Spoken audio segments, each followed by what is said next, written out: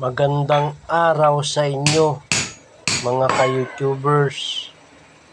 Ito po, gumagawa po tayo ng roll up, pinaka-ring roll up. Ang unang gagawin ay flat bar na D1.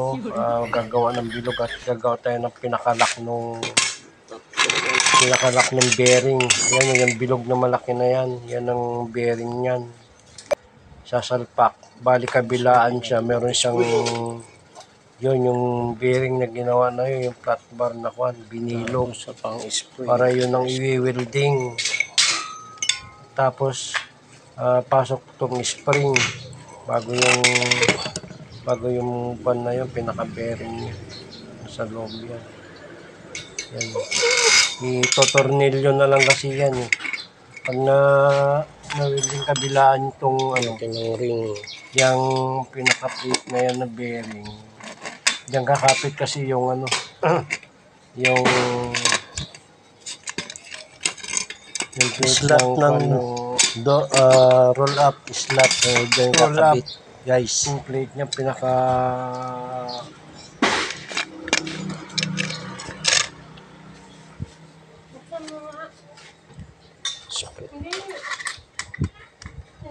ayan na guys, tingnan mabuti paano ko gawin. Tapos to, bibilog ako ng pinakamalaki, yung pinaka-plate kanina niya, kaninang ginagawa. Gagawa ko ng dalawang malalaki dahil yan ang ilalagay sa pagitan niya kasi lulundo yung masyadong mahaba yung pinaka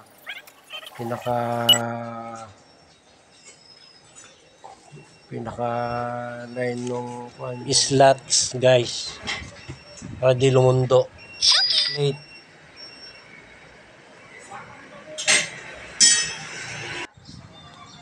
mula dyan sa may butas ng spring na yan, sukat ka ng 9 cm. Doon ilalagay yung tornilyo para mapinat yung spring guys. Para yun na magiging bilog niya sa gitna. Para hindi na may line yung pinaka-dahon nung or slot guys.